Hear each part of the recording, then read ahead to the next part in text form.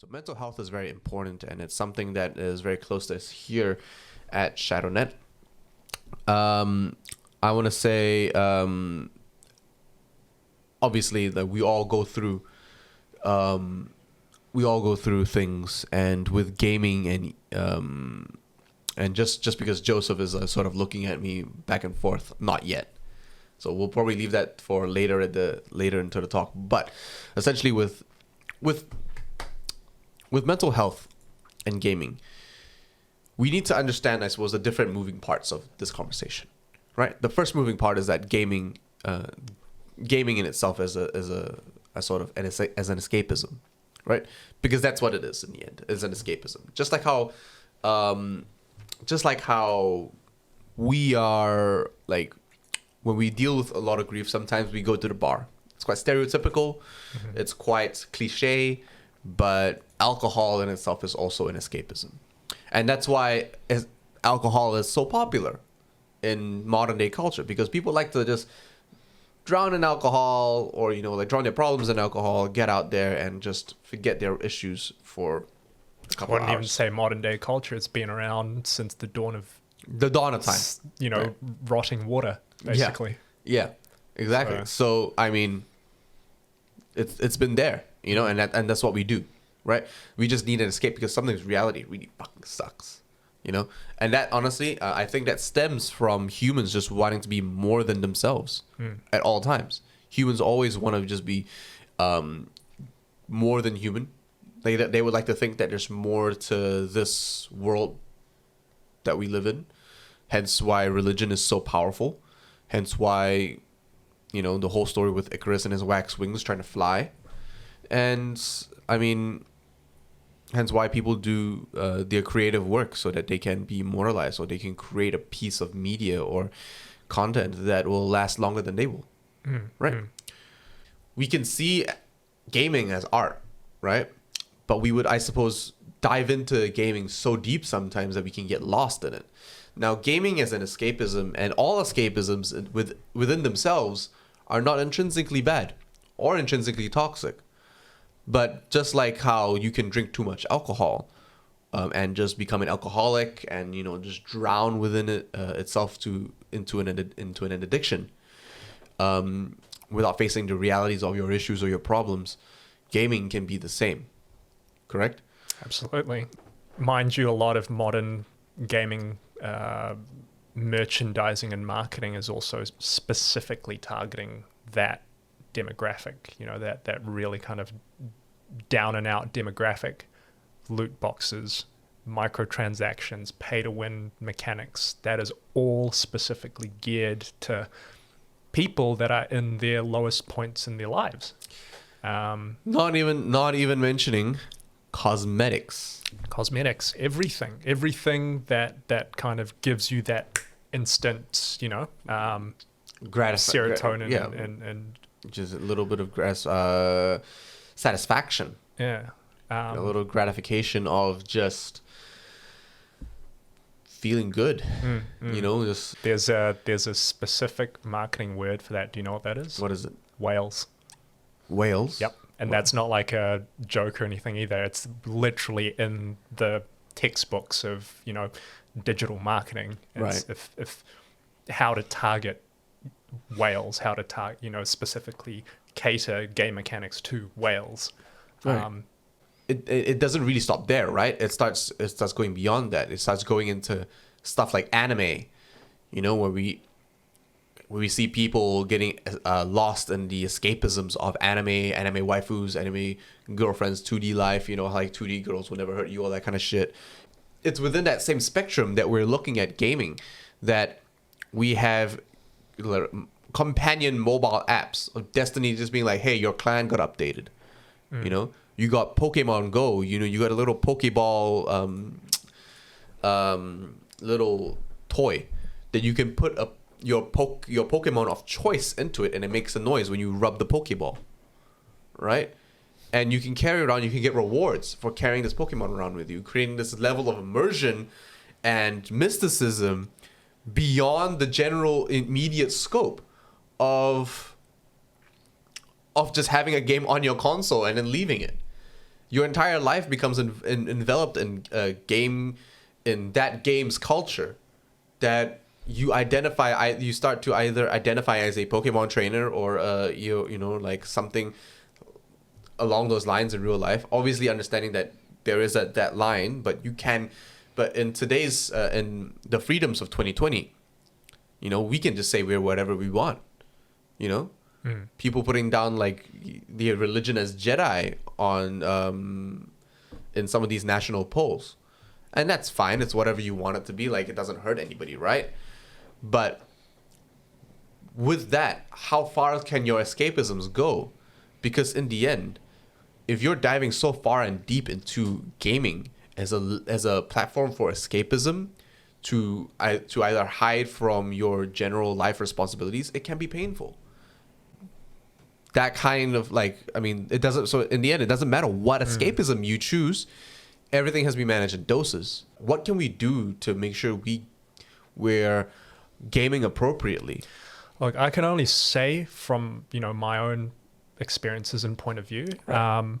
And to be as honest as possible, I think I'm in the best position now, even more so than before 2019, before the 2019 tragedy, because back then I was definitely not balanced. I was all about health and fitness, which sounds amazing. It's great. Like, it's like, oh my god, health and fitness. But I took it to the 110% extreme. Yeah, and it is, yeah. and coupled that with gaming, and that is all basically all I was about. Right. I did neglect my family. I did neglect my friends at that time, and definitely, life was about the gram. Life was about the social media and all that kind of stuff. Okay, that I'm sorry. I probably contributed to that myself. I was the one who told him how to hashtag. I was like, Johannes, you're not hashtagging. And he's just like, why do I have to hashtag? I'm like, exactly. Bro, how are people going to see your photos, man? Are you like a fitness model or what? Exactly.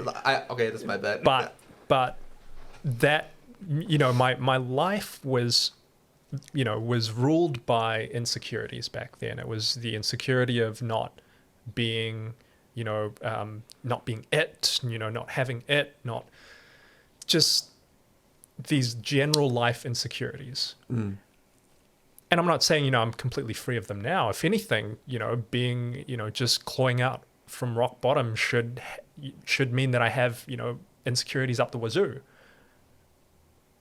But the thing is, I'm aware of these insecurities and I can manage them. I can say, when they start to kind of leer their heads out, I can say, okay, cool, this is how I'm feeling, right? I'm not going to act on this, or I'm not going to affect my interaction with these people around me right now because of these insecurities, right? Right. Does that make sense? Yeah. So like the interaction I have with video games right now and health and fitness is that great. I'm down to 13% body fat from 25%. Still got a ways to go. With games, I'm gaming, a few hours. Are you 13% right now? Yeah, about 12, 13 maybe. Oh. Yeah. Okay. Yeah. Again, not where I want to be, but I'm not having that as like you're not that 6% that you were all year round. That's for sure. Like, that is an insecurity, right? And that I'm actively working to kind of collar that better, right? And with gaming, I'm still gaming a few hours a day. Just getting the dailies done, whatever I need to do done. It's definitely not my 10th Witcher run. It's gaming for me has always been there for my entire life.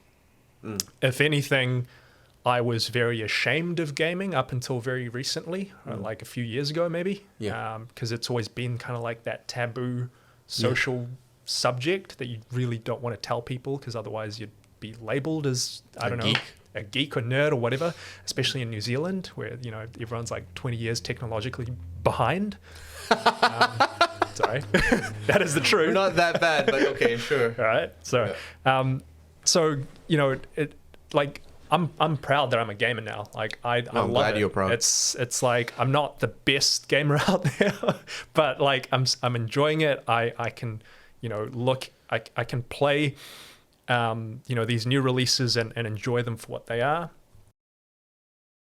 A common theme is that the neuroticism of having something always your way was what drove you to just get the sweatiest hand cannon, to do every single thing in the game. Yeah, to be 6% body fat, to be, to have everything specifically the way you wanted it to be. But obviously life gives you lemons. And I'm not always going to have my grandpa here. Right? And so when we dive into gaming and escapism so deep, we expect everything to go our way because it's a game. We start identifying with all these characters, and we become Geralt of Rivia. We become the Titan. We become the Warlock. And when something goes wrong, or when I play Rainbow Six and something goes, someone isn't following the strategy according to plan, we rage. We get toxic. We get so hateful, and we take that out on other people. And we start using mental health as a deflection for our shitty behavior. I've done that. I've done that to Joseph. That's why this guy doesn't play Rainbow Six with me. Right? And I'm sorry for behaving like that. And,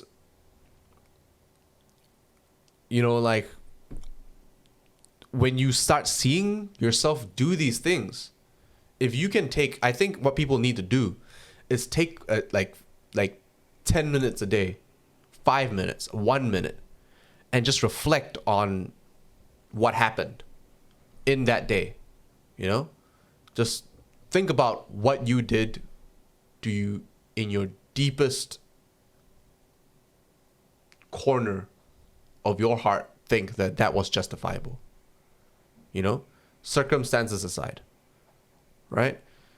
And people will just use, if people can do that, I think we can start to understand ourselves better, because this is a social thing that needs to grow, but it starts with the individual really understanding and owning up to all our actions.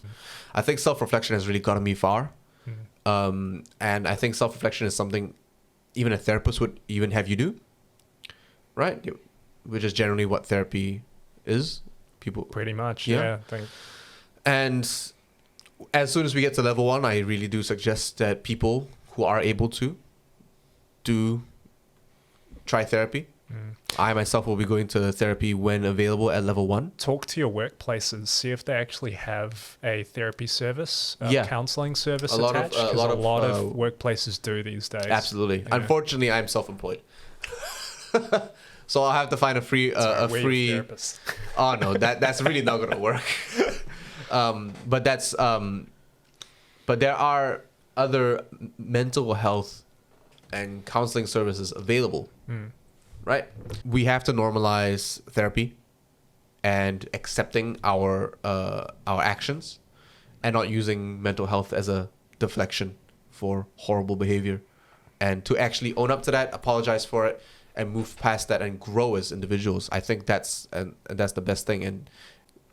And obviously, if you need to play a game to forget your problems for a bit, go ahead. But you also have to choose your therapist well. It's not a one shoe fits all size kind of thing.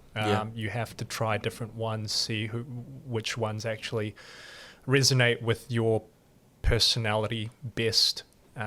So don't feel bad for switching therapists or things like that. It's what you're meant to do, and any good therapist will actually encourage you to try others as well, because again, you never know. Absolutely. So I think we're good. There isn't much else to cover other than, I suppose, just some quick tips. I think we should give some quick tips on things that can improve mental health. Right? Firstly, staying active. Yeah. Like me and Johannes are huge advocates for physical health. I'm a personal trainer. He was also a coach. And fitness model competitor and everything, you know, like we've gone into fitness for different reasons, and fitness scientifically, medically, and, you know, just like generally does improve your mood. You don't have to go to the gym. You can just go for a very long walk. Get some endorphins pumping. There's so many, you know, home workout programs out there as well, you know, on social media. Just have a look. Eating better food Yeah. is a very big thing. Don't always go for the potato chips, I guess, or the fast food. You want to go for... I would say, you know, you don't have to go chicken and salad. Oh, no, right? absolutely No, not. absolutely not. That's probably going to make it worse. It's if anything, just start cooking your food. There is a Simply satisfaction to cooking your food. Yeah. That you cannot get from ordering it. Yeah, absolutely. And it creates a behavioral barrier between, you know, you and the endorphins from food, which is what we get from junk food instantly. You mean right? bridge? Well, yeah, bridge. I guess bridge would be a better word, because there is a time required for you to actually cook your food and prepare it, and it just do it. Just do it. Yeah. And sleep. Oh my God, sleep. Sleep is like 7 hours. 7 hours. minimum. Don't forget to, I suppose, support your friends in need, and in turn know that if you are feeling alone and you are feeling like no one is there to understand you, the truth is you will always have someone there, whether you realize it or not. You know, whether you're willing to admit that you're not alone or not, there's actually someone there for you. You just don't know who that is yet. Yeah, unless you've lived in the woods, you know, 200 kilometers away from civilization for the past 20 years, there will be someone out there. Yeah, absolutely. Even if it's a stranger. Yeah. Even if it's a stranger, you'd be surprised at the kindness of some people sometimes. Having said that, I mean, which is in turn a therapist. Normalize therapy for men and women everywhere, and make sure that, you know, like if you're a guy that struggles with mental health, I mean, because we can only really speak for the men, right? If you're a guy that struggles with your mental health, or if you're feeling down, or if you're feeling erratic, or whatever it may be, speak to a friend honestly and be sincere.